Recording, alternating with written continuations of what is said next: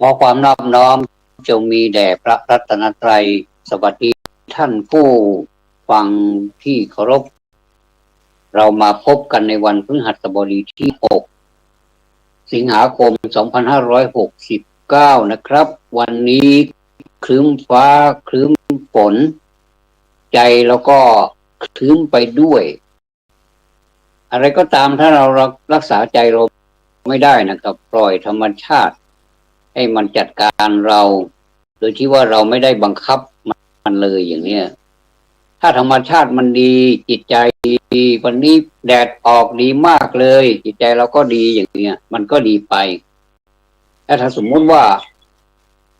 แดดมันก็ไม่ออกครึ้มฟ้าครึ้มฝน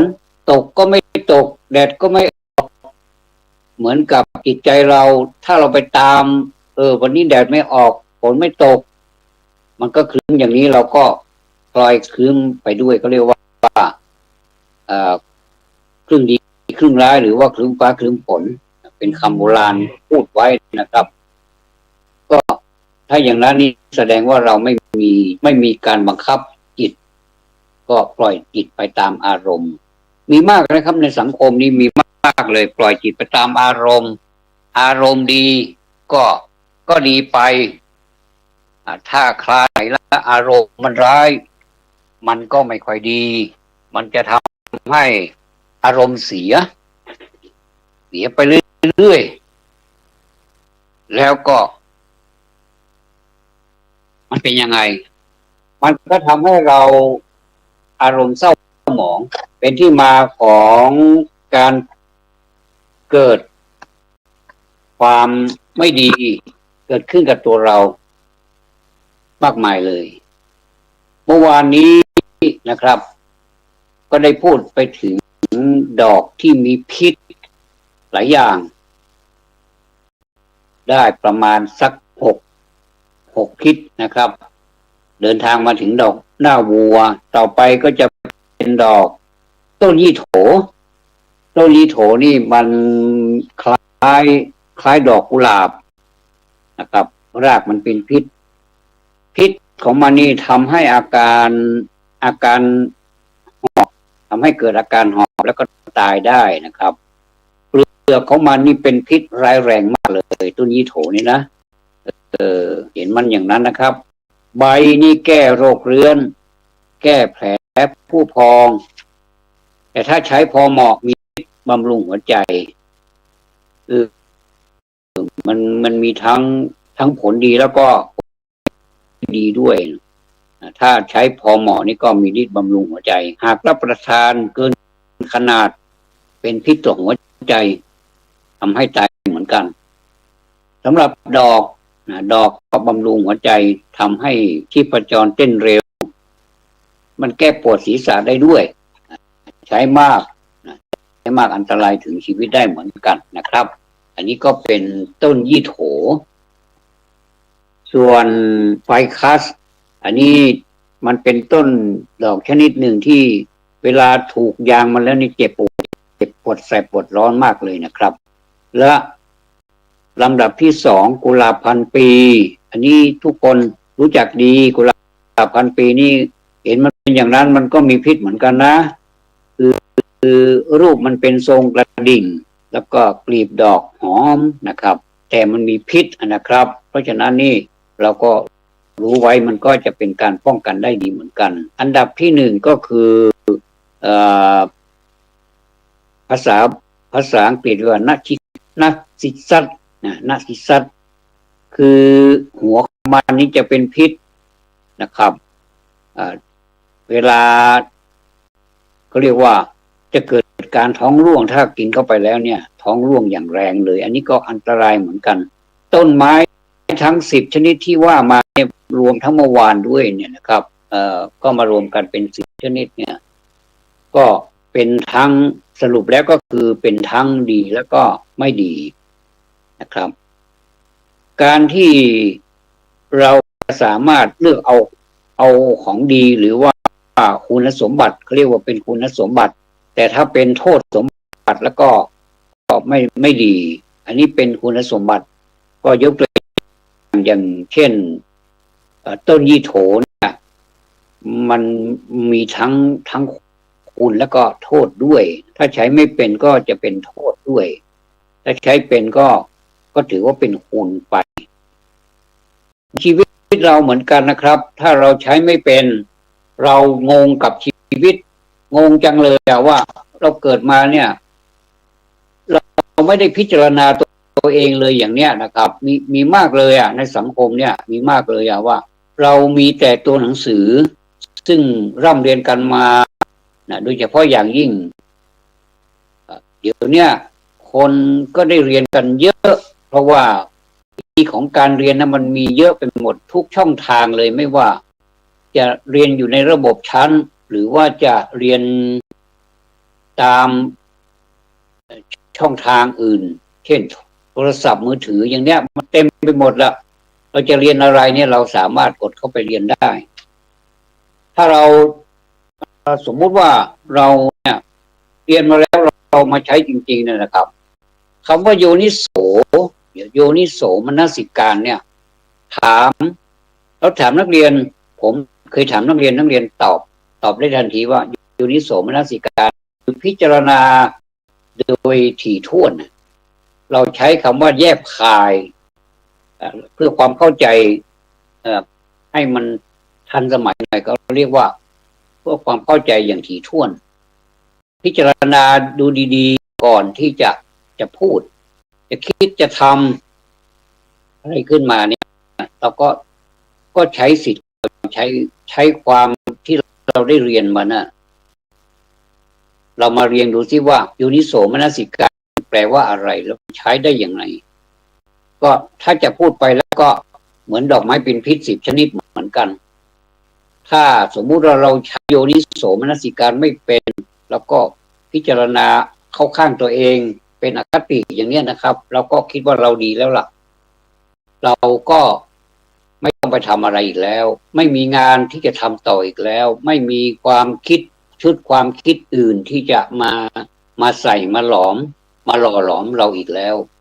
คือมันมีของดีด้วยไม่ดีด้วยถ้าเราไปคว้าเอาสิ่งที่มันดีเข้ามาเนี่ยก็ถือว่าไม่ใช่โชคนะครับถือว่าเราใช้โยนิโสที่ดีสามารถมาพิจารณาให้มันได้สรุปแล้วก็คือมันจะดีหรือไม่ดีมันอยู่ที่ตัวเราเองไม่ใช่อยู่ที่เครื่องมือนะครับเราจะไปโทษเลยว่าไม่ได้เรียนธรรมะไม่ได้รู้เรื่องอะไรเลยแล้วเราก็ทำไปตามที่เราไม่รู้นะอันนี้แสดงว่าเราหลับตาแล้วก็เดินหลับตาเดินนี่มันก็จะมืดหมดเราก็ไม่รู้ว่าเราจะไปสะดุดเราจะไปเจออะไรบ้างไปชนใส่อะไรบ้างลองหลับตาดูสิเราลองหลับตาดูแล้วเราเดินเนาะมันก็จะรู้สึกว่ามันไม่เห็นอะไรแล้วก็ถ้าเราเอามาใช้ได้จริงๆเนี่ยผมว่ามันดีนะมันดีมันดีกับตัวเราอันดับแรกมันดีกับตัวเราจริงๆว่าเราเอามาใช้เนี่ยคำว่าโยนิโสมนสิการเนี่ยโอ้มันดีนะแต่ว่าเราไม่เคยมาใช้เลยเนี่ยมันก็เป็นเพียงแต่คำพูดว่ามันดีนะอย่างเงี้ยสมมุติว่าเรากินอาหารชนิดนี้เนี่ยสมมุติว่าหลายท่านก็รับประทานอาหารเช้าไปแล้วเนาะรับประทานอาหารเช้าไปบอกว่าวันเนี้ยได้กินของดีได้กินแบบแกงที่มันปรุงใหม่ๆแล้วมันเป็นชนิดที่มันมีคุณประโยชน์ต่อร่างกายแล้วเราก็กินร้อนๆช้อนกลางแล้วก็ล้างมือกินของร้อนช้อนกลางแล้วล้างมือถูกสุขลักษณะทุกประการเลยเราก็มีความสุขแสดงว่าเราได้รับของดีเข้าไปแล้วแต่ถ้าสมมุติว่าเราสมมุติเอานะว่าสิ่งนี้มันเป็นของบูดแท้ๆเราก็สมมุติเอาว่ากินให้มันอิ่มเถอะกินให้มันอิ่มเถอะไม่เป็นไรหรอกเดี๋ยวอย่างมากมันก็ท้องเสียนิดหน่อยแล้วก็กินยาซะอย่างเนี้ยนะอันนี้คือกินเพื่อให้มันอิ่มอย่างเดียวไม่ได้กินเพื่อให้มันบำรุงสุขภาพหรือว่า กินเพื่อป้องกันความหิวเหมือนกันความหิวกับความอยากนี่ก็ไม่เหมือนกันเราพิจารณาดูนะพิจารณาดูนะเรามาชวนกันพิจารณาดูตามเนื้อผ้านะว่าความหิวกับความอยากนี่ก็ไม่เหมือนกันนะความหิวอีกอย่างหนึ่งความอยากอีกอย่างหนึ่งถ้าหิวเนี่ยมันเป็นอาการที่ว่าในร่างกายของเราถึงเวลามันยังไม่ได้กินข้าวเนี่ยมันจะหิวนะนี่ก็เรียกว่าหิวเนาะแต่ถ้าสมมติว่าเราก็กินข้าวอิ่มแล้วตอนเช้าเนี่ยข้าวแล้วก็กินแล้วยังไม่พอกาแฟอีกแก้วหนึ่งกาแฟอีกแก้วหนึ่งขนมปังอีกชิ้นหนึ่งขนมปังทาอะไรก็ทาไปทาเนยทาแยมก็ทาไปแล้วก็เอามากินแล้วก็ดื่มกาแฟอีกแก้วหนึ่งข้าวก็กินไปแล้วนะแต่ว่ายังไม่พอก็ความจริงความหิวมันไม่มีแล้วนะหมดแล้วนะแต่มันอยากอยากมันกินไปเรื่อยๆเดี๋ยวเด็กๆไปซื้อน้ำขวดน้ำอัดลมมาอีกสักขวดสิขวดเล็กๆก็ไม่เอานะขวดใหญ่ๆนะขวดลิตรครึ่งอะไรประมาณเนี้ยอาหารน้ำแข็งมาสิน้ำแข็งตู้เย็นไม่มีก็ซื้อน้ำแข็งมาด้วยนะอย่างเงี้ยแล้วก็กินน้ำอัดลมเข้าไปอีกเอาอะไรอีกพ่อต่อไปนี้จะเอาอะไรอีกก็มันอยากกินเรื่อยๆมันก็กินไปเรื่อยๆอันนี้เขาเรียกว่าความอยากใช่ไหมครับก็เหมือนเราถ้าเราใช้คำว่าอยากเนี่ยนะมันฟังแล้วมันก็คล้ายๆกับความหิวนั่นแหละแต่ความจริงความหิวกับความอยากนี่มันต่างกันเลยนะผมว่านะไม่ใช่ผมว่านะนักปราชญ์ท่านพูดว่าอย่างนั้นนะแล้วผมก็มาว่าตามนะท่านก็คือความหิวอีกอย่างหนึ่งความอยากอีกอย่างหนึ่งใช่เลยผมมาพิจารณาผมดูแล้วนะมันพิจารณาดูแล้วว่ามันก็ใช่ความหิวก็อย่างหนึ่งความอยากก็อย่างหนึ่งเพราะฉะนั้นนี่ความหิวเนี่ยถ้าหิวแล้วหิวเยอะๆเนี่ยความหิวนี่ก็เป็นโรคอย่างหนึ่งเหมือนกันนะมันทำให้เกิดอะไรโรคในไส้ในพุงโรคสารพัดเลยที่เราแข็งแรงอยู่ดีๆเนี่ยเราเดินเหินได้ไปได้มาได้พูดได้คิดได้อะไรทำงานได้อะไรเนี่ยมันก็จะดรอปแล้วมันก็จะไม่มีแรงที่จะทำงานไม่มีแรงที่จะคิดไม่มีแรงที่จะพูดไม่มีแรงที่จะทำชีวิตเหมือนกับหมดอะไรละเขาเรียกว่าหมดอะไรตายอยากก็คือไม่อยากจะทำอะไรชีวิตนี้ก็จะรอแต่ความตายอย่างเดียวก็คือไม่มีเรี่ยวแรงแล้วทำไมไม่กินข้าวล่ะก็ยังงงอยู่ข้าวก็มีอันนี้แสดงว่าคนเราถ้ามันหมดอะไรแล้วมันก็ไม่อยากจะทำอะไรมาพูดถึงความหิวกับความอยากแล้วก็นึกถึงสังคมนะว่าสังคมเราทุกวันนี้มันหิวหรือมันอยากแน่เนี่ยบางทีเรามานั่งคิดคนเดียวนะว่าเรานี่ก็เหมือนกันเนาะตัวผมนะบางทีมันก็หิวบางทีมันก็อยากเนาะถ้าความอยากเกิดขึ้นนี่คุณก็ควรจะควบคุมจิตใจได้แล้วว่าเราจะอยากไปเพื่ออะไรทั้งที่เราอิ่มอยู่เนี่ยเราจะอยากไปเพื่ออะไรเคยไหมครับว่าเวลาที่เราไปงานสังสรรค์ไปงานอะไรก็ตามเนี่ยเราก็อิ่มแล้วนะบางคนก็อิ่มแล้วก็อิ่มแล้วก็มองดูเฉยๆไม่ได้อะไรอีกแล้วแต่ว่าเวลางานสังสรรค์เนี่ยนะเราก็ทำตัวให้เหมือนคนอื่นเขานะถ้าไม่อย่างนั้นเราจะเป็นคนที่น่าเกลียดมากๆเลยเนาะไปนั่งเนี่ยเดี๋ยวไปขวางหูขวางตาเขาถ้าจะลุกไปก็ลุกไปเลยสมมติว่าไปต่างจังหวัดไปทัศนศึกษาอะไรเนี่ยนะเวลาวันสุดท้ายเนี่ยส่วนมากก่อนที่จะกลับสักวันหนึ่งนะก่อนหน้านั้นเนี่ยเขาก็จะไปนอนพักโรงแรมใหญ่ๆหรือว่าตามที่เขาจัดให้เนี่ยก็ถือว่าใช้ได้นะโรงแรมที่มันที่เป็นมาตรฐานนะแต่ละจังหวัดเขาก็จะมีโรงแรมมาตรฐานเขาอยู่ก็โอเคนะโรงแรมแต่เวลาที่เราไปนั่งกินข้าวเนี่ยนะเราไปนั่งกินข้าวเนี่ย มันจะมีอะไรท่านก็ทุกท่านสวดหลายท่านก็เคยนะครับว่ามันจะมีอะไรบ้างมันก็จะมีดนตรีมีคาราโอเกะมีอาหารจัดเป็นโต๊ะเป็นโต๊ะละ8 คนประมาณนี้เป็นโต๊ะกลม8 คนจะมีคนเสิร์ฟเราต้องการอะไรเราก็บอกเขาที่เขาก็มาเสิร์ฟให้อย่างเนี้ยก็เป็นลักษณะอาหารของโรงแรมร้านอาหารมันเป็นโรงอาหารของโรงแรมก็จัดเราเหมาเขาแล้วเนี่ยนะครับเราไม่กินก็ไม่ได้นะเพราะว่าเราเหมาเขาแล้วเขานับเป็นหัวไงก็ถ้าเราไปแล้วก็ไม่กินสักคนหนึ่งเนี่ยมันก็ถือว่าขาดทุนนะสมมุติว่าเราไป100 คนเนี่ยไม่กินสัก10 คนเนี่ยครับกิน90 คนเนี่ยทางโรงแรมเขาได้กำไรนะเขาถือว่าเขาเลี้ยงเราแล้วเนี่ยเขาถือว่า100เนี่ยเขาไม่คืนให้นะไม่ใช่คิดตามคนที่กินนะคนไม่กินไม่คิดไม่ใช่นะครับ ก็ถือว่าคิดไปเลย100 คนก็ถือว่าถ้าพูดถึงกำไรขาดทุนเรานี่ขาดทุนเขาได้กำไรแต่เขาจัดให้เต็มนะครับจัดให้100นั่นแหละแต่ว่าถ้าสมมุติว่าเราจะไปรู้เลยถ้าสมมุติว่านับโต๊ะดูนี่มันมี90 คนเขาก็จะเลี้ยงแค่90 คนอีก10 คนก็ไม่สนใจแล้ว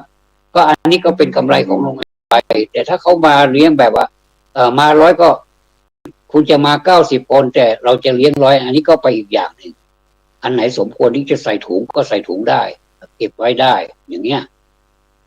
ก็มีนะครับโรงแรมที่เขาเลี้ยงดีๆเวลาเราติดใจอาหารชนิดนี้อยู่เนี่ยเราก็พากันเก็บแม้กระทั่งข้าวเครื่องเรายังเก็บเลยเรามากินในรถกันต่อเนี่ยบางทีเรานั่งกินที่นั่นเนี่ยมันเหมือนจะอิ่มแต่มันไม่อิ่มนะครับเราก็มานั่งกินต่อได้ไม่ว่าจะเป็นอาหารจะเป็นปลาเป็นอะไรเนี่ยเราก็สามารถขอถุงเขาได้เขาก็ให้ถุงนะแล้วก็เราก็เก็บมาเอามากินในรถกันบางทีก็กินแก้มแบบอย่างอื่นไปก็ได้ก็แล้วแต่นะสำหรับผมนี่กินกับข้าวก็แล้วแต่เนี่ยจะพูดถึงว่าเราไปกินเนี่ยนะในบรรยากาศของการกินนะครับในโรงแรมหรือในภัตตาคารต่างๆเนี่ยนะครับเราว่าเราอิ่มแล้วนะแต่ว่าความอยากของเรามันยังมีอยู่ความหิวนี่มันหายแล้วนะมันกินอย่างมากมันก็กินแค่จานเดียวผมต่อให้2 จานนั่นน่ะมันจะหมดหรือเปล่าก็ไม่รู้บางทีก็ยังไม่แตะข้าวเลยเนี่ยก็กินกลับไปเรื่อยๆเนี่ยนะก็ไม่รู้ว่ามันจะค่าเวลาหรือว่าเวลาค่าเราก็ไม่รู้นะอันนี้ผมพิจารณาดูตัวเองนะแล้วก็คือเป็นบางทีเขาสนุกสนานกันเราก็สนุกสนานไปด้วย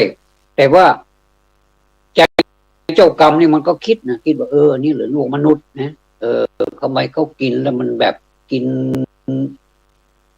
อะไรเขาเรียกว่ากินแบบไม่บรรยะบรรยังกินแล้วก็ยังกินอีกอย่างนี้นะเราก็คิดเผื่อคนอื่นนะเนาะนิสัยไม่ดีเนาะแต่ว่าเราก็ได้ปัญญานะพอเราคิดปุ๊บแล้วก็ถ้าอย่างเนี้ยถ้าสมมุติว่าเราไม่ถูกกับธาตุเราเมื่อวานนี้ก็พูดถึงธาตุเนาะธาตุก็มี5 ธาตุด้วยกันเนาะดินน้ำลมไฟและอากาศธาตุถ้าไม่ถูกกับธาตุเราเนี่ยเราก็ไปดันทุลังไปกินกับเขาเนี่ยไอ้นี้เราไม่เคยกินแต่เราลองดูซิเนี่ยคนนั้นก็มาให้กินคนนี้ก็ให้กินคนนั้นเอามายื่นให้คนนี้ยื่นให้เราก็เกรงใจอีกอย่างหนึ่งเราก็อยากลองด้วยอย่างเนี้ยนะจิตใจของเราไม่แน่นอนนี่นะพอเรามีความอยากเราก็อยากจะลองอย่างเนี้ยนะก็จะเป็นเรื่องเลยนะครับพอกลับไปห้องนี้ท้องเทิงเสียบางทีกินไปสักพักนี่ยังไม่ถึงชั่วโมงนี่ท้องเสียก็มีอย่างนี้นี่ก็เรียกว่ามูลเหตุมาจากความอยากนั่นเองนะครับแต่ถ้าความหิวเนี่ยเรากินแค่มันดับความหิวไม่มากไปแล้วก็ไม่น้อยไปไม่ใช่น้อยจนแบบว่าอุ้ยกินข้าวเมื่อกี้นี่ยังไม่อิ่มเลยเนี่ยก็แสดงว่าเรากินยังไม่อิ่มก็กินให้มันพอดีให้มันพออิ่มแล้วก็น้ำอะไรที่มันไม่ถูกกับธาตุเราสำหรับคนอื่นเขาจะเป็นอย่างไรนั้นเราไม่สนใจมันเป็นเรื่องส่วนตัวของเขาแต่สำหรับเราเนี่ยเราเตือนตัวเองว่าอันนี้เรากินไม่ได้นะเราก็แค่ขอบคุณมากครับไม่ถนัดไม่ใช่ว่า ไม่ใช่ของไม่ใช่ของกิน อย่างนี้เราไม่พูดนะไม่ดีเลยอย่าไปกระแทกเขาแบบนั้นก็ขอบคุณเขาขอบคุณมากครับ ส่วนตัวผมนี่อิ่มแล้ว เชิญตามสบายพอดีมีเพลงมีอะไรแล้วก็เราจะวิ่งไปหาเพลงเราก็จะร้องเพลงให้เขาฟังเพื่อให้เกิดความสุข อันนี้ตัวเราเองก็อยากนะ อยากอะไร อยากจะโชว์เสียง อยากจะร้องเพลงให้คนอื่นมีความสุขในบรรยากาศ ในขนาดนั้นน่ะเขากำลังจะมีความสุขกันเราก็มานั่งดูหน้าเขาว่าคนนั้นทำไมกินเก่งจังเลยนะทำไมเดี๋ยวก็หันซ้ายหันขวาก็คนนั้นก็กินเก่งมันเป็นการเสียมารยาทเราก็ขอตัวไปเขาจะมีช่วงหนึ่งนะครับ เวลาที่เรากินข้าวไปสักพักหนึ่งมันเริ่มจะออกรสออกชาติคนจะเริ่มเสียงดังอะไรอย่างเงี้ยนะน้ำกำลังจะเริ่มจะทำงานอาหารที่เราทานเข้าไปแล้วเริ่มจะคึกคักละเขาก็จะมีเสียงเพลงมาก็ก่อนอื่นก็จะเป็นการเปิดงานก่อนเปิดงานวัตถุประสงค์ยังไงอีกสักครู่หนึ่งเราก็จะได้พบกับนักร้องที่แต่ละหมู่นะเราไปกันเป็นหมู่ใช่ไหมครับหมู่บ้านหมู่เรามีตั้งหลายหมู่10 กว่าหมู่แล้วก็ไป10 หมู่เลยอย่างเงี้ยแต่ไม่ได้ไปทั้งบ้านนะครับก็คัดกันไปหมู่หนึ่งก็ประมาณ10 คนอะไรประมาณนี้นะครับก็12 หมู่ก็120ก็ในขณะนั้นเนี่ยเรารู้สึกเปรี้ยวปากสิไม่ใช่เปรี้ยวปากเราอยากจะร้องเพลงเนาะเขาเปิดรับสมัครแล้วท่านผู้ใดอยากร้องเพลงก็มาติดต่อได้ที่ดีเจนะครับอย่างเงี้ยนะเดี๋ยวดีเจจดชื่อไว้แล้วก็เรียกตามลำดับเนี่ยแล้วก็เราก็ไปแจ้งความประสงค์ให้เขาก็จดไว้แต่ก็มีหลายงานเหมือนกันนะไปเขียนไว้เฉยๆแต่คนอื่นเขาร้องไปหมดแล้วเราก็ไม่ได้ร้องเสร็จแล้วเราไม่ร้องแล้วก็ไม่ได้ร้องแล้วก็พอดีเราก็อยากจะกลับห้องพอดีเราก็กลับไปเลยก็มีนะครับแต่ส่วนมากนี่จะได้ร้องร้องไม่ได้ร้องเพลงเดียวด้วยนะก็เราก็ไปขอสักเพลงอย่างเนี้ยแต่เขาให้ต่ออีกให้เป็น2 เพลงอย่างเนี้ยความอยากเราก็เกิดอีกอยากจะร้องเพลงที่2คือเลยร้องเพลงที่2ก็พอละเดี๋ยวให้คนอื่นร้องบ้างอย่างเนี้ยนะพอเราจะกลับห้องพักอย่างนั้นแหละก็มีคนอื่นมาร้องให้เราฟังอีกเราก็อยากจะฟังคนอื่นร้องบ้างนี่คือความอยากนะทั้งที่เราอิ่มแล้วนะมันก็เลยเรื่องของท้องเราก็บำรุงแล้วต่อไปนี้เราจะบำรุงเรื่องหูอีกฟังแล้วเราคิดว่าอยู่อีกสักเพลง2 เพลงเราจะไปพักแล้วนะอย่างเนี้ยนะไม่เป็นอย่างนั้นเลยจิตใจมันต้านกันบอกว่า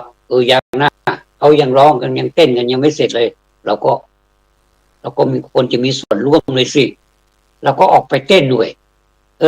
บางทีมันไม่ถูกสุขลักษณะท่านผู้ฟังท่านเคยได้ยินไหมสุขศึกษาสอนไว้นะบอกว่าเวลาที่เรากินข้าวอิ่มๆเนี่ยห้ามไปออกกำลังกายถูกไหมครับห้ามไปออกกำลังกายการเต้นนี่ก็เป็นการออกกำลังกายชนิดหนึ่งเหมือนกันผมก็เลยไม่สงสัยเลยว่าเวลาเขาไปกินข้าวแล้วเขาไปเต้นด้วยความมันสะใจมากเลยเต้นไปด้วยตั้งนักร้องไปด้วยอย่างเนี้ยนะมันมีความสุขมากๆเลยอันนี้เราไม่ว่ากันนะมันเป็นสุขมันเป็นความสุขส่วนตัวส่วนบุคคลเราก็ฟินไปด้วยเราก็เต้นไปด้วยทีนี้รู้สึกตัวเองนี่แหละครับมีปัญหาเลยพอกลับมาที่ห้องเนี่ยมันรู้สึกปวดท้องนะท่านคนอื่นจะเป็นหรือเปล่าไม่รู้นะแต่ก็ได้ยินนะคนที่พูดกันนะเราเดินทางแล้วในขณะที่เราเดินทางเนี่ยนะก็มีเสียงเพลงด้วยคนก็ร้องเพลงกันคาราโอเกะในรถก็มีนะบางคนบางคนบ่นนะหลายคนนะบ่นนะบอกปวดท้องแล้วเราไปถามว่าเราก็ถามว่าทำไมถึงปวดท้องสาเหตุมาจากอะไรเมื่อวานนี้ก็ยังดีๆอยู่นะแต่หลังจากเมื่อคืนนี้ออกไปเต้นที่หน้าเวทีทำไมวันนี้มันปวดท้องผมว่าเพราะอย่างนี้นี่แหละนะผมก็เลยคิดได้ว่าโยนิโสมนสิการมาแล้วล่ะผมก็ไม่ได้บอกผม ผมก็ถามต่อไปนะด้วยความอยากรู้นะตัวเราก็มีหน่อยๆแต่ว่าเราปวดไม่มากกันนะเราไปเต้นพอเป็นพิธีอ่ะเราไม่เอาใครจนโมโหแบบเอวโคตรเอวงอเลยไม่ใช่นะก็คือเราก็ไปพอให้มันเป็นพิธีให้เข้ากับคนอื่นให้คนอื่นเขารู้ว่าเราก็มีความสุขกับเขาด้วยเนี่ยนะจริงแล้วมันก็ไปแบบฝืนๆนั่นนะแต่ว่าเราก็ไม่เป็นไรเราก็มีความสุขให้คนอื่นมีความสุขบ้างมันก็ดีอย่าไปแสดงอาการอะไรให้มากนักอะไรเงี้ยนะเพราะว่าเออมันประมาณว่าผมจะพูดแบบหมดเปลือกเลยนะว่าหมูเขาจะหามอย่าเอาคานเข้าไปสอดประมาณเนี้ยเนาะเราก็อย่าเป็นอย่างนั้นเลยเขาจะหามกันแล้วก็เราก็ไม่ต้องไปเป็นอุปสรรคต่อความสนุกสนานของเขาแล้วก็ออกไปเต้นพอดีแต่เราก็เจ็บน้อยๆแต่คนที่เจ็บมากๆเนี่ยแสดงว่าเมื่อคืนที่ผ่านมานี่โอ้โหเล่นสักแบบสะใจไปเลยอย่างเนี้ยผมก็เลยไม่ได้ว่าอะไรเขาเลยบอกเอาก็มียานะเอาไหมผมก็มียาไปด้วยนะจะไปไหนนี่ผมจะเตรียมยาแก้ปวดท้องแก้ไข้แก้สารพัดอ่ะอยู่ในกระเป๋าอ่ะก็แบ่งให้เขาบอกเอาไปกินนะเดี๋ยวก็ดีละเอาไปกินแล้วปรากฏว่าเดี๋ยวเขาก็น่าชื่นขอบคุณมากนะที่มียาให้อย่างเนี้ยนะผมว่าอันนี้แหละมันเกิดมาจากความอยากชัดๆเลยท่านผู้ฟังผมก็ไม่ได้ห้ามท่านจะไปสังสรรค์ไม่ได้ห้ามผมว่าสังสรรค์นี้มันสนุกไหมครับผมว่าสนุกนะสนุกดีมากด้วยแล้วเป็นการเปิดหูเปิดตาเปิดใจเปิดปากให้ร้องเพลงคนที่ไม่เคยร้องเพลงก็อยากจะร้องถึงแม้ว่ามันจะแหกคีย์บ้างมันจะค่อมคีย์บ้างมันจะไปคนละทิศละทางเขาขึ้นอีกอย่างหนึ่งเอาสูงมากแต่ตัวเองก็ร้องต่ำมากอย่างที่เขาว่าทำเป็นคลิปตลกกันนะบางทีเสียงเราสูงมากแต่คีย์มันต่ำมากมันไปกันไม่ได้นะก็เป็นเรื่องสนุกดีเหมือนกันนะไม่ได้หัวเราะเยาะว่าคนนั้นร้องเพลงไม่เป็นคนนี้ร้องเพลงไม่เป็นไม่ใช่ผมก็มันก็สนุกดีเพราะว่าคนเรานี่มีความพยายามเหลือเกินที่จะถ่ายทอดความสุขให้คนอื่นก็เลยกลายเป็นเรื่องการถ่ายทอดเหมือนกับตลกโปกฮาเราไม่ถืออะไรมากอันนี้เป็นเรื่องเล่าระหว่างความหิวกับความอยากครับว่ามันมีพิษอย่างไรมันมีคุณอย่างไรให้เราบ้างส่วนความหิวเนี่ยมันมีคุณอย่างเดียวไม่ใช่ความหิวมีคุณนะครับหมายความว่าถ้าเราหิวแล้วเราไปรับประทานอาหารเนี่ยมันมีคุณต่อเราก็คือตอนนี้ผมรับประทานอาหารเช้าแล้วเหมือนกับที่ผมสัญญาไว้เมื่อวานเนี่ยนะครับ ขออภัยนะครับสัญญาไว้เมื่อวานนี้ต่อท่านผู้ฟังทุกท่านนะครับว่าเดี๋ยววันพรุ่งนี้ผมจะไปดัดนิสัยไม่ดีว่าไม่ชอบกินข้าวตอนเช้าตอนเช้าเนี่ยมันต้องกินข้าวเนี่ยวันนี้ผมพอเห็นข้าวแล้วผมก็นึกถึงเมื่อวานได้เลยว่าวันนี้เราจะเป็นสุนัขกัดตังสุมังคลังนะไม่ใช่สุนัขนะหมายความว่าภาษาบาลีนะว่าการเวลามันสมควรแล้วมันเป็นมงคลแล้วนะเราจะเริ่มแล้วนะอย่างเนี้ยผมก็เลยวันนี้ก็เลยรับประทานอาหารมาเรียบร้อยแล้วครับผมรายงานให้ท่านผู้ฟังว่าเรียบร้อยแล้ววันนี้ห่อหมกอย่างดีเลยนะห่อหมกปลีแล้วกับข้าวร้อนอร่อยมากๆเลยแล้วก็ชอบกินอาหารอย่างเดียวกินอาหารอย่างเดียวทั้งหมดแล้วก็หมดเลยอาหารมื้อต่อไปก็หาใหม่นะครับเมื่อก่อนนี้ผมก็เคยคือนิสัยส่วนตัวแล้วผมไม่ค่อยชอบกินอาหารเยอะๆกินอาหารอย่างเดียวแล้วก็อิ่มแล้วก็ล้างเลยก็อาหารมื้อต่อไปก็จะเป็นอาหารแบบชอบกินแบบร้อนๆนะแบบจากหม้อแกงมาแล้วก็มาสู่ชามสู่ถ้วยเนี่ยแล้วก็กินเลยชอบกินแบบนั้นข้าวนี่ข้าวประมาณอ่อนๆถ้าข้าวเหนียวก็นึ่งแบบอ่อนๆถ้าข้าวเหนียวแบบแบบนี้ผมไม่ค่อยนิยมเท่าไหร่ถ้าซื้อมาแล้วผมมักจะเอามาอุ่นต่อให้มันอ่อนๆให้มันนิ่มๆแต่ว่าไปว่าใครก็ไม่ได้นะเขาก็มีหน้าที่ขายไปเรามีหน้าที่ซื้อไปนะแต่ว่าส่วนตัวแล้วผมเอามานึ่งต่อเอามาอุ่นต่อให้มันนิ่มๆถ้าเป็นข้าวหุงถ้าข้าวหุงนี้ผมชอบเอามาหุงแบบโบราณมันได้กลิ่นน้ำมันด้วยนะแต่ว่าในเมื่อมันไม่ค่อยมีเวลาเราก็ด้วย ด้วยเวลามันไม่อำนวยเนาะแล้วก็ใช้ไฟฟ้าหุงแทนใช้ไฟฟ้าหุงนี่มันไม่งอแงเนาะมันจะมางอแงเอาตอนที่ไฟฟ้าดับแค่นั้นเองช่วยอะไรไม่ได้นะครับแต่ถ้าเราก่อไฟเนี่ยไม่ได้เกี่ยวกับไฟฟ้าแล้วก็นอกจากไม่มีฟืนเราก็ต้องเอาฟืนมาเติมหรือว่าเราใช้ถ่านแล้วก็เอาถ่านมาเติมเดี๋ยวมันก็ได้กินหลังจากหุงข้าวแล้วเราก็สามารถทำอาหารอย่างอื่นได้ด้วยกินร้อนๆข้าวก็ร้อนแกงก็ร้อนแต่เราไม่อารมณ์ร้อนอารมณ์เราเย็นกินข้าวร้อนแกงร้อนแต่ใจไม่ร้อนนะครับแต่ตรงกันข้ามคนส่วนใหญ่สมัยนี้นิยมกินของเย็นน้ำก็น้ำเย็นๆกินอะไรก็ชอบเย็นแต่ว่าใจร้อนผมว่ามันไม่เห็นจะเกี่ยวกันเลยนะคนเรามันก็พูดให้มันตรงกันข้ามแค่นั้นเองว่าทำไมเขากินไอติมทุกวันทำไมเขาเป็นคนใจร้อนแทนที่มันจะเอ็นเหมือนไอติมนะมันไปเกี่ยวอะไรกันเนาะแต่ว่าคนเราพูดให้คิดแค่นั้นเองนะครับว่ากินของร้อนแท้ๆทำไมมันจะเย็นได้เนี่ยนะครับวันนี้ผมมาพูดในบรรยากาศของความเย็นเหมือนกันไม่ได้เย็นจากอากาศนะครับคืออยากจะถ่ายทอดจากข้างในมาสู่ข้างนอกก็คืออารมณ์เย็นๆเรามาพูดกันในเมื่อมันเป็นอารมณ์เย็นๆเนี่ยอะไรมันก็เย็นไปหมดนะครับใช่ไหมท่านอะไรมันก็เย็นไปหมดแต่ถ้าเราพูดด้วยความไม่เย็นนะมันออกมาจากข้างในนะเดี๋ยวเราก็รู้ว่ามันมีอะไรเกิดขึ้นเดี๋ยวเราก็รู้จริงๆว่ามันมีอะไรเกิดขึ้นบางทีเนี่ย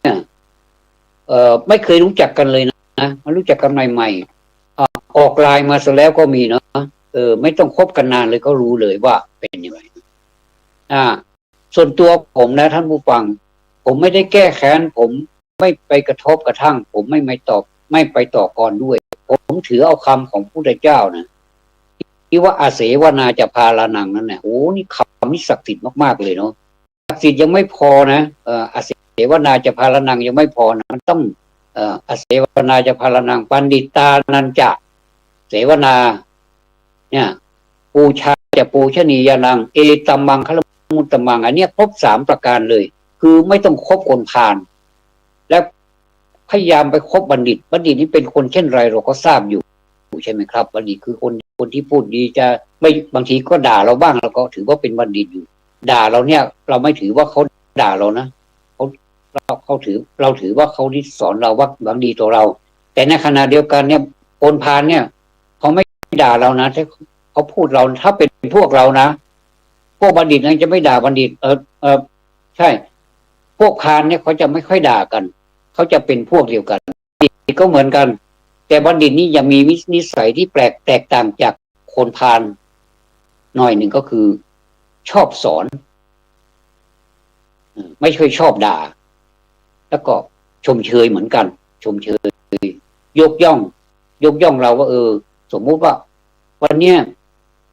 คุณตื่นมาตอนเช้านี่คุณนั่งสมาธิหรือยังนั่งแล้วครับนั่งกี่นาที30 นาทีครับแล้วคุณเดินจงกรมไหมเดินครับเดินกี่นาที30 นาทีครับรวมเป็น1 ชั่วโมง1 ชั่วโมงของคุณนี้มีคุณค่ามากนะทำให้จิตใจเราสบายดีใช่ไหมสุขภาพดีน่องก็ดีนะน่องนี่เป็นหัวใจแห่งที่2ท่านพูดนะวงการแพทย์เขาพูดนะบอกว่าน่องนี่เป็นหัวใจแห่งที่2ก็คือมันถ้าน่องเราไม่แข็งแรงนะอย่างอื่นมันเราก็ไม่แข็งแรงนะเดี๋ยวเราก็อย่างอื่นมันก็เป็นตามมาด้วยทั้งหมดเลยเพราะฉะนั้นนี่ต้องเดินความคิดของนักปราชญ์นี้ท่านคิดดีพูดดีทำดีจริงๆนะไม่ใช่ท่านพูดดีอย่างเดียวเราเชื่อนะท่านพูดแล้วทำให้เห็นด้วยนะเดินอย่างนี้นะเดินให้มีสตินะอย่าไปชนโน่นชนนี่นะเดินไปเดินมาเนี่ยเขาเรียกว่าเดินจงกรมเนี่ยแล้วก็ไม่ใช่เดินธรรมดานะเดินมีสติด้วยเนาะแล้วนั่งก็มีสตินะคิดไปถ้ามันจะหลับก็หลับในสมาธิหลับไปเลยถึงเวลาเดี๋ยวมันก็ตื่นเองไงนะแต่ส่วนมากเราไม่หลับหรอกไม่ใช่ส่วนมากเราไม่หลับเลยเราก็จะนึกไปที่เรานึกต้นอย่างไรก็นึกไปเรื่อยๆเนี่ยจนหมด30 นาทีเนี่ยอันนี้เขาเรียกว่าคบบัณฑิตไปพาไปหาผลนะแต่ว่าถ้าคบพาลแล้วเรารู้ว่ามันจะเกิดอะไรประเมินดูแล้วว่ามันจะเป็นเหตุการณ์แบบนี้เดี๋ยวมันก็จะเป็น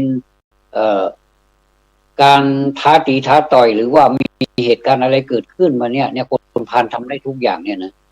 เราก็อย่าไปต่อกรกับมันเลยเราใช้วิธีหลีกดีกว่าเนาะเขาเรียกว่าใช้วิธีหลีกผมเลยใช้วิธีหลีกคือไม่ต้องพูดไม่ต้องสมาคมอะไรด้วยถ้าสมมุติว่าคนนั้นมีความสำคัญอะไรนั่นเราว่า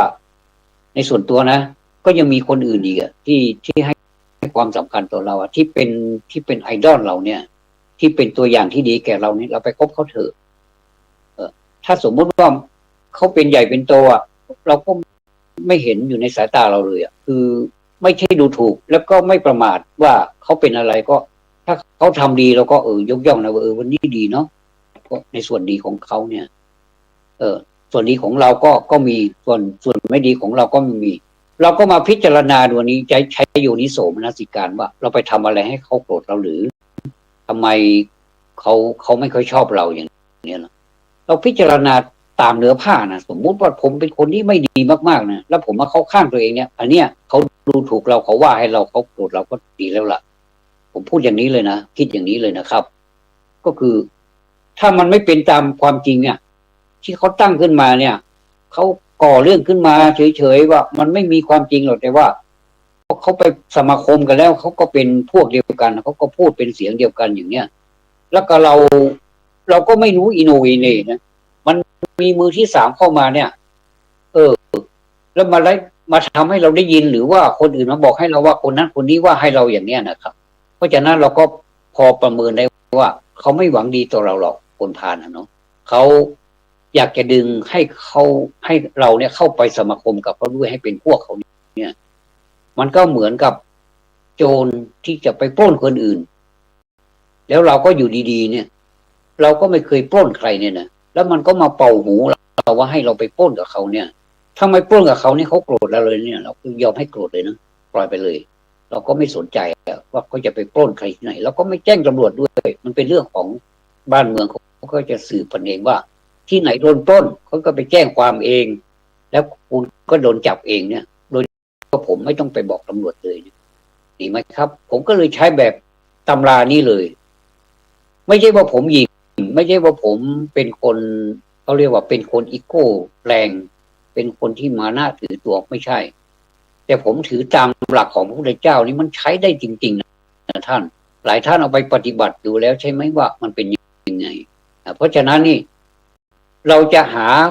ะไม่พบไม่มีคนพาลในโลกนี้ได้ไหมไม่มีครับ ผมว่าหายากมันต้องมีนะในขณะเดียวกันเนี่ยบัณฑิตเนี่ยมีไหมมีครับแล้วมีเยอะไหมก็พอๆกันนั่นแหละบางทีคนพาลกับคนบัณฑิตเนี่ยมันก็พอๆกันแต่ในสายตาของเราเนี่ยเราไปพบไปเจออะไรไม่รู้นะมันเป็นกรรมหนึ่งก็ไม่รู้ผมก็มาคิดส่วนมากมันจะไปพบกับเดี๋ยวเราไปพบคนพาลเดี๋ยวสักพักหนึ่งแล้วก็พบบัณฑิตนี่มันยังไงเนี่ยเนาะแสดงว่ามันก็ปนกันไปนะครับไม่ว่าจะเป็นบ้านไหนเมืองไหนก็ตามมันก็จะมีบัณฑิตด้วยแล้วมันก็จะมีคนพาลด้วยมันก็เดินสวนสนามกันนั่นแหละแต่ใหม่ๆนี้เราไม่รู้หรอกว่าใครเป็นพาลใครเป็นบัณฑิตแต่เราจะมารู้ตอนที่การสนทนากันหนึ่งการปฏิบัติให้เราเห็นหนึ่งแต่ความคิดความอ่านของเขาก็จะกรองออกมาเป็นคำพูดมันเป็นคำพูดที่มันไม่ใช่บัณฑิตพูดแล้วก็พอจะรู้แล้วประเมินเลยข้อแรกแค่พูดเราก็รู้แล้วว่าเขาไม่ใช่บัณฑิตหรอกแต่ก็เรานับถือนะไม่เป็นไรเรานับถือในฐานะที่เราเป็นมนุษย์เหมือนกันเนี่ยนะแต่แล้วก็ลองคบไปอีกสักพักหนึ่งกิริยาทางกายออกมาอีกแล้วอย่างเงี้ยทำตัวเหมือนกับมันพูดไม่ถูกนะถ้าไปคบดูเถอะมันจะรู้เองหลายคนก็เจอมาแล้วนะว่าไปพบคนประเภทนี้เป็นอย่างนี้นะท่านก็เจอผมไม่ต้องอธิบายมากนะครับก็เลยส่วนตัวนะผมก็เลยว่าเอาอย่างนี้ก็แล้วกันเรามาใช้คำว่าโยนิโสมนสิการพูดกับตัวเองนะเรียนไปแล้วนี่เอาไปทิ้งตรงไหนเนี่ยผมก็เอามาใช้ตำรานี้เลยโยนิโสมนสิการพิจารณาโดยแยบคายโดยท่องแท้ซะก่อนว่าอะไรมันเกิดขึ้นกับเราเนี่ยเอามาถามตัวเองก่อนเรา ธาตุของเราเสียหรือเปล่าสติเราแตกหรือเปล่าที่เราไปมองคนอื่นเขาไม่ดีอย่างเงี้ยนะแต่เราก็ได้ยินมากับหูดูมาด้วยตาดูมากับตาอย่างเงี้ยมันไม่ใช่นะเราเห็นมาจริงๆนะแล้วจะไปแบบขยันขยอให้ไปคบอีกให้ไปสมาคมอีกนี้เราไม่เอานะตายเป็นตายเราก็ไม่เอาด้วยนะตราบใด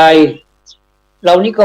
ให้ความเป็นธรรมกับคนอื่นเหมือนกันนะแต่คนอื่นเขาจะให้ความเป็นธรรมแก่เรานี่เราก็ไม่รู้แต่บางทีเราก็ไม่เคยเจอนะความเป็นธรรมจากคนอื่นเนี่ยผมก็เลยเพราะฉะนั้นนี่เราก็ยังมีเวลานะที่เราจะหาบัณฑิตในที่เราจะพอคบได้นะมันมีเยอะแยะนะถ้าไม่มีจริงๆก็มือถือเรานี่แหละเอามือถือนี่แหละผมจะเอามือถือนี่เป็นบัณฑิตเลยมันมีอะไรบ้างเนี่ยเราก็เปิดไปเลยโอ้ไปเจอเยอะแยะเลยบัณฑิตท่านสอนดีมากเลยโอ้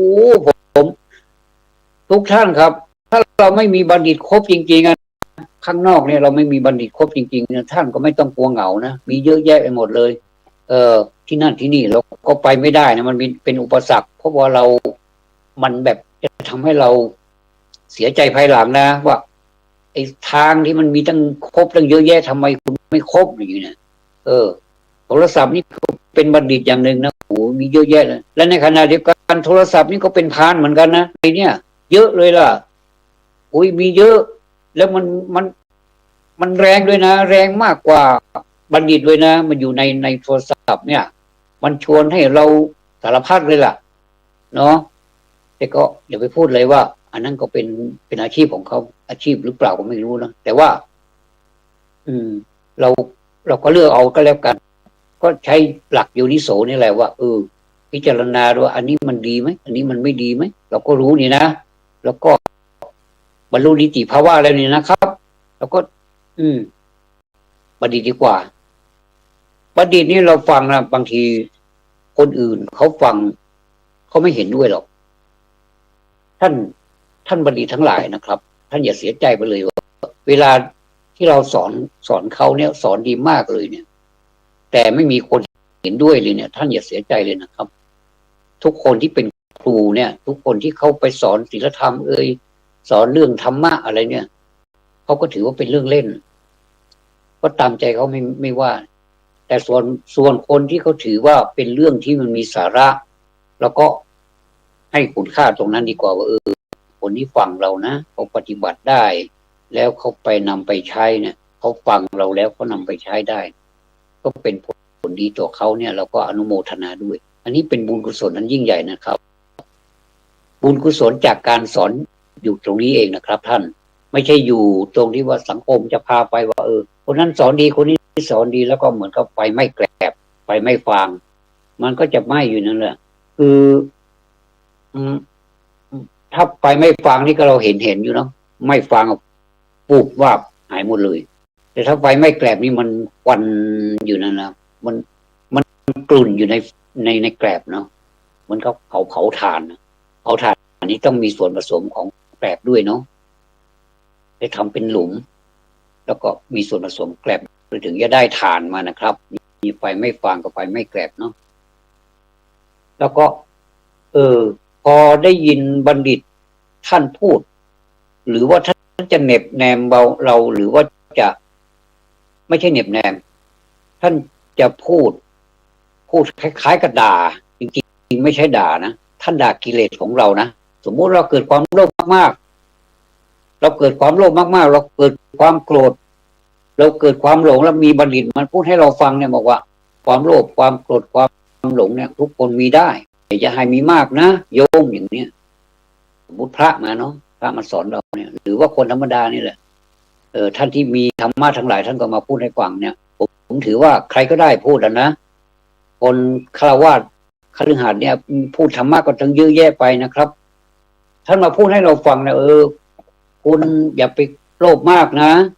ถ้าโลภมากมันจะเป็นโทษอย่างนี้นะ1 2 3อยู่เนี่ยนะมีโทษมากเลยแล้วก็คนนี้เขามาด่าเราหรือเปล่าเนี่ยเหมือนก็รู้ว่าเรานี่มีความโลภมาก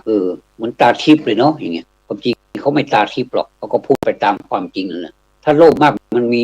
มีโทษอย่างไรบ้างอย่างเงี้ยเดี๋ยวพูดให้ฟัง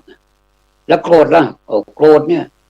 มันก็จะเป็นฟืนเป็นไฟนะเป็นความร้อนนะอย่างเนี้ยได้ยินไหมว่าโกรธเป็นฟืนเป็นไฟอันนั้นแหละราคะคิโทสักขิละอันนี้มาถึงโทสะละโทสักขิไฟคือโทสะเห็นไหมเนี่ยเหมือนก็ด่าเราเลยนะฟังแล้วอีตานี่ด่าเราแน่เลยเนี่ยเราก็คิดไปเองนะอคติละอคติเพราะความลำเอียงเพราะว่าชังไงชังคำพูดเนี่ยรังเกียจคำพูดเขาบอกว่าเขาพูดมาด่าเราเขาด่าเราชัดๆเลยเนี่ยอีตานี่ด่าเราชัดๆเลยเนี่ยพอมาถึงนี่โมหักคิอีกอันนี้ยิ่งตอกย้ำอีกบอกว่าโมหักคิไฟคือความหลงนะ3 กองเนี่ยถ้าใครไปใกล้มันนี่มันไหม้นะไหม้คุณให้จุลมหาจุลเลยนะยังไม่ดีคุณจะไปสู่สัมปรายภพนี่มันไม่ไปสุคติแล้วนะคุณจะไปทุกขติเนี่ยมีนรกเป็นต้นเนี่ยโอ้โหด่าหลายดอกเลยนะด่าเราจนเสียหายสัตว์เสียทีเสียนี่คือความคิดของเราเขาด่าเรานะเขาจริงไม่ได้ด่าเราเขาพูดธรรมะให้เราฟังอันนี้จริงๆแล้วท่านควรจะโกรธเขาไหมล่ะส่วนตัวผมไม่โกรธนะผมว่าดีเหมือนกันย้ำผมมีความโลภมากๆเนี่ยผมจะได้จำท่านว่าวันหนึ่งเนี่ยผมจะไม่โลภไม่ใช่วันหนึ่งนะตั้งแต่บัดนี้เป็นต้นไปผมจะไม่โลภอย่างที่ท่านว่าแล้วมันเป็นอานิสงส์ต่อเราด้วยนะความโกรธถ้ามันโกรธขึ้นมาแล้วเป็นปืนเป็นไฟหม้อน้ำอะไรแตกหมดเลยสมัยก่อนใช้หม้อน้ำใส่น้ำกินประจำบ้านเนี่ยโมโหมานี่ทุบเลยแล้วใครไปซื้อล่ะครับเดี๋ยวพ่อนะไปซื้อลูกเมียร้องไห้กระจองแงเขาเรียกว่าทะเลาะกันเกิดโทสะบันดาลเตะลูกเตะเมียต่างหากเนี่ยเห็นแล้วมันน่าสงสารนะผมว่าเป็นอย่างนี้ได้ยังไงเนี่ยเกิดจากโทสะมีบัณฑิตมาด่าเราตรงนี้เราคิดได้ท่านขอบคุณมากกับท่านที่ท่านมาด่าผมไม่ใช่ด่าผมด่ากิเลสผมอีมาถึงโมหะอีกว่าเราทำไมหลงไปอะไรมากมายหลงไปโน่นหลงไปนี่เสียเวลาแทนที่จะทำมาหากินได้เงินได้ทองเก็บส่งลูกเรียนป่านนี้ก็เขาก็มีอนาคตบางคนมีลูกเยอะนะแต่ตั้งใจจะให้ลูกได้ร่ำเรียนเหมือนกันนะแต่ว่าหลงไปอย่างนั้นหลงไปอย่างนี้คุณพ่อใช้ไม่ได้เลยเนี่ยบางทีก็ทั้งคุณแม่คุณพ่อไปด้วยกันเลยคุณพ่อก็ชอบเมาคุณแม่ก็ชอบไพ่ชอบการพนันไปกันใหญ่เลยแล้วคุณลูกจะอยู่ยังไงนะคุณลูกก็ว้าเหวเหมือนไม่มีพ่อไม่มีแม่ไม่ใช่ว่าพ่อตายไม่ตายนะที่เขาว่าพ่อตายเหมือนทอหักพ่อนี่ตายเหมือนทอหักแต่ถ้าแม่ตายเหมือนแพแตกใช่ไหมครับเนี่ยมันไม่ใช่นะทั้งที่เขามีชีวิตอยู่อย่างเนี้ยอันนี้ขอโทษด้วยนะครับผมไม่ได้ว่าให้คุณพ่อคุณแม่นะครับส่วนมากคุณพ่อคุณแม่ก็จะรักลูกทุกท่านก็จะเป็นคนดีเนี่ยอันเนี้ยเขาด่าเราไม่ใช่เขาด่ากิเลสเรานี่ต้องขอบคุณในส่วนเนี้ยมันเป็นส่วนที่เขาพูดจริงแล้วมันมีจริงแต่ว่าถ้าเราตอบเขาถามเราว่าวันนี้ทำสมาธิหรือยังทำแล้วครับยกตัวอย่างนะทำสมาธิหรือยังทำแล้วครับเดินจงกรมหรือยังเดินแล้ววันนี้พูดกับลูกกับเมียดีไหมดีครับบัณฑิตเขาก็จะชมเราอันนี้แหละธรรมะที่ควรปฏิบัติคืออันนี้แหละนะจงทำไปเถอะมันจะเป็นอายุวัฒนะมันจะเป็นยาอายุวัฒนะไม่ต้องบำรุงด้วยอะไรก็ได้ที่เป็นยาอายุวัฒนะที่เขาพูดกันนั่นแหละแต่คำพูดคำสั่งสอนของเราตัวอย่างที่ดีนี่แหละมันดีกว่าคำสั่งสอนตัวอย่าง10 ครั้งตัวอย่าง1 ครั้งเนี่ยมันดีมากกว่าคำพูดของเราทั้ง10 ครั้งนะ1:10นะเราก็ฟังแล้วเกิดปัญญาไหมล่ะเกิดปัญญานะผมไม่เคยโกรธเลยคนที่มาพูดทางโทรศัพท์เป็นคลิปเป็นวิดีโอเป็นอะไรเนี่ยผมสาธุทุกเที่ยวเลยคนที่พูดแบบนี้ว่าจริงเนาะที่ท่านมาพูดนี่ท่านไม่ได้มาพูดด้วยความแบบเอามันหรือว่าพูดเอาอะไรเอาไลค์เอาแชร์ไม่ใช่ไม่กดไลค์กดแชร์ซับสไครต์อะไรเนี่ยนะไม่ใช่พูดออกมาด้วยใจอันบริสุทธิ์เอื้อเฟื้อเผื่อแผ่ผมก็เลยมาคิดต่ออีกว่าคนสมัย นี้คำว่าเอื้อเฟื้อเผื่อแผ่เนี่ยอันนี้เป็นพิเศษแถมให้นะครับ มันจะหมดเวลาละอีก10 นาทีคำว่าเอื้อเฟื้อเผื่อแผ่เนี่ยในสังคมเนี่ยมันหาไม่ค่อยได้เลยนะครับ มัน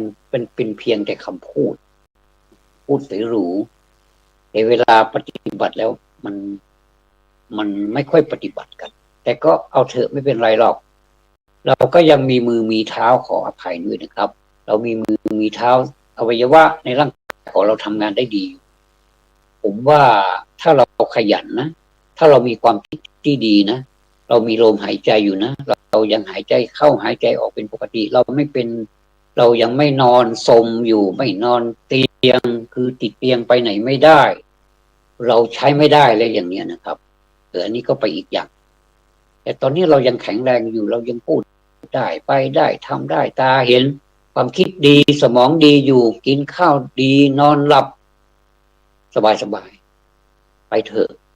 ผมว่าพาตัวเอง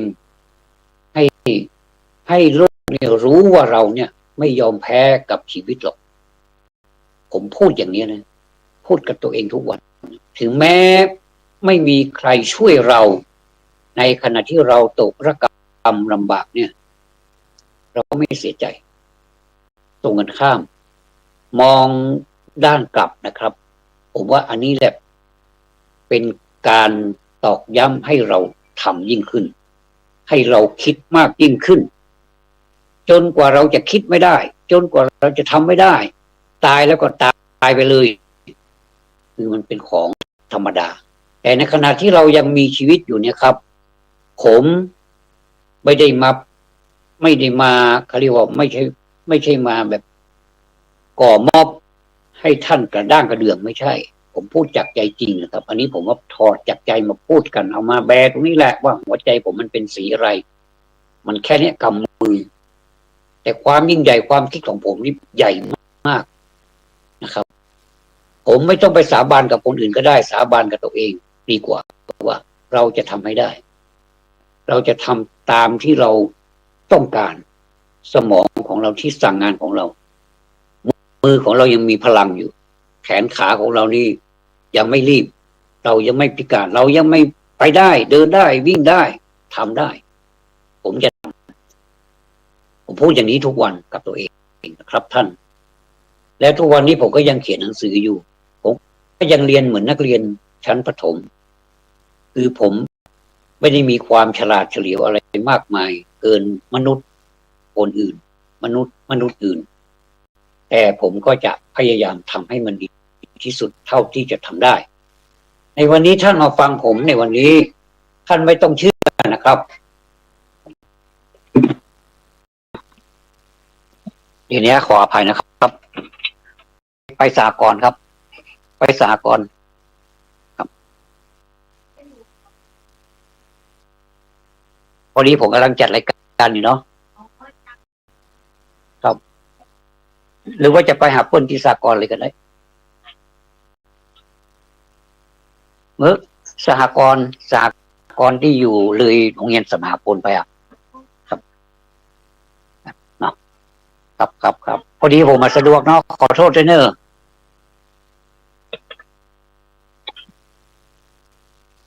อันนี้ก็เป็นสังคมอย่างหนึ่งเนาะเขามาขอข้อมูลแล้วผมก็เลยบอกไปละบอกว่าผมไม่มีเวลาก็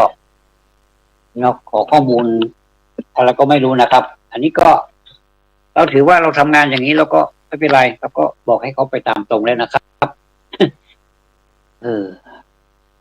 ไม่รู้จะพูดอะไรนี่ลืมไปละก็ถือว่าวันนี้ผมได้ให้อะไรแก่ท่านถือว่าผมยังไม่ได้ให้เลยล่ะผมยังไม่ได้ให้เลยแต่ว่าผมคิดว่าผมให้แล้วนะท่านจะรับหรือเปล่าผมก็ยังไม่ทราบก็รับเถอะครับในส่วนที่มันดีส่วนที่อารมณ์ที่พูดออกมาจากใจแล้วก็เป็นอารมณ์เนี่ยท่านก็ไม่ต้องทำก็ได้นะครับท่านก็ไปโยนิโสมนสิการของท่านเองก็แล้วกันเพราะชีวิตแต่ละชีวิตเนี่ยมันไม่เหมือนกันนะครับชีวิตแต่ละชีวิตที่เราเกิดมาเนี่ยมันเป็นมนุษย์เหมือนกันแต่ว่าจิตใจของมนุษย์นี่ก็ไม่เหมือนกัน ไม่ว่าชายไม่ว่าหญิง ก็จะมีอารมณ์หลายอารมณ์เข้ามาประดังเราบางทีเราก็ตามมันไม่ทัน เก็บมันไม่ได้ อะไรที่เราสามารถที่จะผลักมันไปได้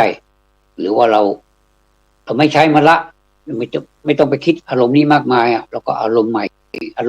มันเหมือนกับเราเอาน้ำใสไปแลกน้ำขุ่นไปไล่น้ำขุ่นแล้วก็เอาน้ำใสนี้ไปไล่น้ำขุ่นมันก็จะเหลือน้ำใสจะทำให้เราอุปโภคบริโภคได้ดื่มได้อาบได้ใช้ได้น้ำขุ่นไปแล้วน้ำใสมันยังอยู่อย่างเนี้ยก็ผมจะทำรายการนี้มานานพอสมควรต้องขอบพระคุณท่านผู้อำนวยการที่เมตตาผมนะครับแล้วก็มีอะไรท่านก็บอกให้ผมก็ขอบพระคุณมากสำหรับท่านผู้ฟังท่านอาจจะเปิดเข้ามาใหม่ๆก็มาเจอใครมาพูดเนี่ยก็ไม่รู้นะผมก็แล้วแต่เจตนาของท่านจะคิดนะครับแต่ว่าผมมีเจตนาดีนะว่าผมมาพูดด้วยความจริงใจวันนี้ขอให้มงคลเกิดขึ้นกับเราแล้วไม่ต้องไปอ้อนวอนใครที่ไหน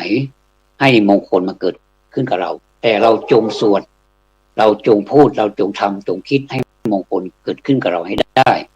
อันนี้คือความหมายที่ถูกต้องมงคลจะเกิดขึ้นได้ทุกเมื่อจากการพูดจากการคิดจากการกระทำของเราทั้งสิ้นเลยนะครับ